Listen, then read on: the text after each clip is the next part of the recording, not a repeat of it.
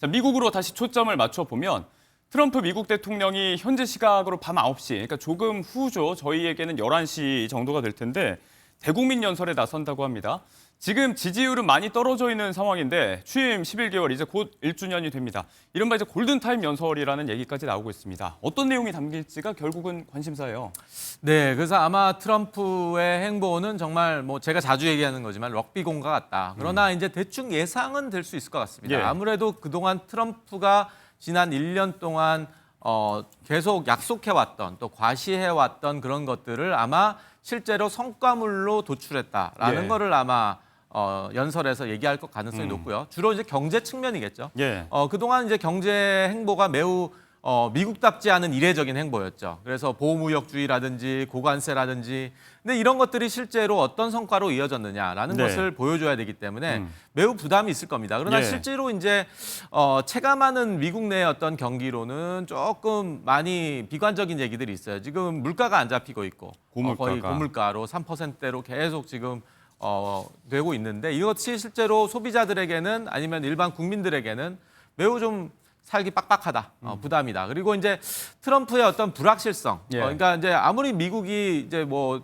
미국 내 안에만 관심이 있다 하더라도 지금 대외적으로 보여주는 어떤 그 외교 관계라든지 그런 예. 것들에서 뭔가 뭐 중국과의 관계가 약간 텐션이 조금 누그러졌다 하더라도 네.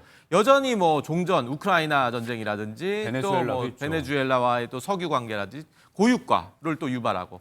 그러니까 어떻게 보면은 계속 이런 대립 관계가 더 리스크를 더 촉발하는 게 아니냐라는 인식이 있기 때문에 예. 아마 오늘 그거를 다 디펜스, 다 방어하기 위한 자리가 될 것 같고요. 네. 제가 또 관심 있게 본 게 이제 며칠 전에 있었던 그 수잔 와일스의 수지 와일스 비서실장이요. 발언 비서실장의 완전 뭐 트럼프의 오른팔이라는 얘기가 들릴 정도로 정말 모든 트럼프의 대소사를 아는 분인데 이분이 지금 어떻게 보면은 정권 1년 차 된 시점에서 저격하는 발언을 했어요. 바로 어제 저희가 또 전한 내용이었어요. 그렇죠. 어제 아마 내용을 하셨을 텐데 뭐 알코올 중독자 같다 뭐 그런 얘기하는 것이 오늘 아마 그거에 대한 어떤 내상이라고 그러죠. 예. 어떤 충격을 좀 더 자기가 상쇄하고 또 완화하는 모습.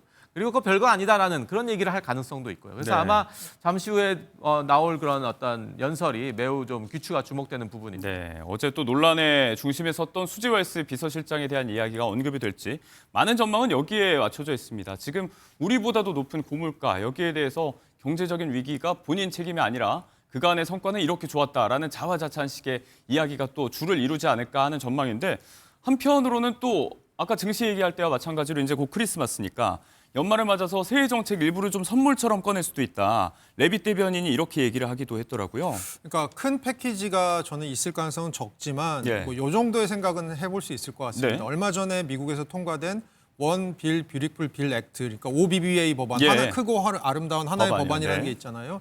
근데 이 법안이 한 10년짜리 법안인데 이 법안 안에서 경제를 좀 자극해서 경제를 좀 상승률을 올릴 수 있는 경제 자극 정책들이 좀 앞부분에 몰아져 있습니다. 어허, 그러니까 예. 한마디로 트럼프 임기 초반, 특히 내년에 중간 선거 있기 전에 미국의 경제 지표들을 관리하겠다라는 트럼프의 의지가 굉장히 여기 들어가 있거든요. 예.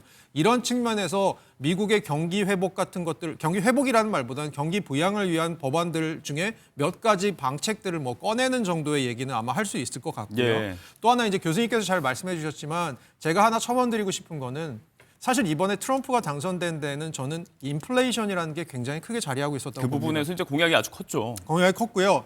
트럼프 1기 때는 물가가 8% 정도 올랐습니다. 4년 동안. 예. 근데 바이든 행정부 때는 4년 동안 물가가 22% 넘게 올랐거든요. 예. 거의 한 3배 넘게 올랐습니다. 그렇게 봤을 때 이번에 트럼프 당선의 이면에는 야 바이든 뽑아줬더니 이 예. 물가 관리도 잘 못하더라. 이게 굉장히 크거든요. 그런 측면에서는 트럼프도 물가 측면에서의 공약, 이 물가가 정치인들에게 얼마나 무서운 지표가 될 수 있는 예. 걸 잘 알고 있기 때문에 요거에 관련된 얘기들도 아마 할 가능성 있을 것 같습니다. 네. 그런데 지금 이제 지지율 자체도 떨어져 있다고 이야기를 했지만 앞서 말씀하신 대로 이제 전임 행정부의 문제냐, 지금 행정부의 책임이냐 이 부분을 따져보는 여론조사 결과도 하나 있었는데 지금의 경제 위기를 촉발한 책임으로 전임 바이든 행정부보다 지금의 트럼프 행정부의 11개월에 더 책임이 크다. 이렇게 지금 지지율이 더 높게 나타난 여론조사 결과도 있었습니다. 1년도 되기 전에 여론은 좀 기운 모양새가 보여요. 네, 그래서 아마 지금 그래프에서 보시다시피 이제 미국인의 57%가 경제 책임이 바이든보다 트럼프에게 더 있다라고 지금 얘기하고 있습니다. 그래서 아마 바이든이 더 책임 있다라는 답변이 34%에 그쳤기 때문에 예. 아마 지금 트럼프를 바라보는 미국민들의 어떤 인식이 어느 정도인지 우리가 대충 알 수 있을 것 같죠. 예. 과연 이제 이 지금 집권 초기에 그리고 이제 트럼프는 계속 바이든을 소환을 했었어요. 이따가 혹시 얘기 나올지 모르겠지만은 뭐 예. 전임 대통령에 대한 본인의 어떤 뭐 크리틱이라고 그러죠. 그런 것들을 계속 해왔던 부분이고 특히 이제 바이든을 못 잡아먹어서 안달인 정도인데 실제로 미국민들이 느끼는 체감하는 거는 예. 트럼프의 책임이 더 크다. 경제적인 책임이 더 크다. 그래서 아마 아까 우리 교수님들이 말씀하신 것처럼 이 오늘 연설에서 이런 것들을 좀 더 방어하기 위한 예. 여러 가지 뭐 선물 패키지라든지 또 인센티브라든지 이런 것들을 제공할 가능성이 많다라고 저는 네. 생각합니다.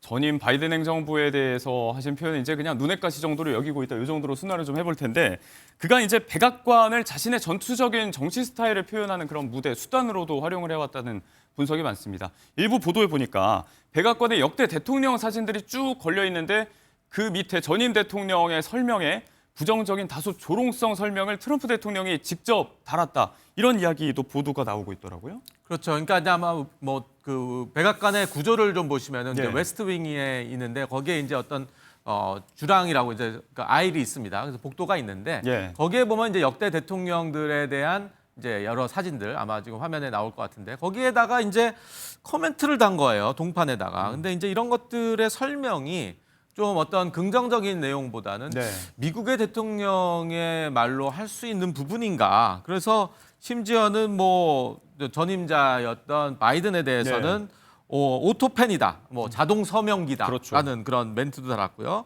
그다음에 뭐 슬리피 조 바이든이라는 말도 자주 했고, 예.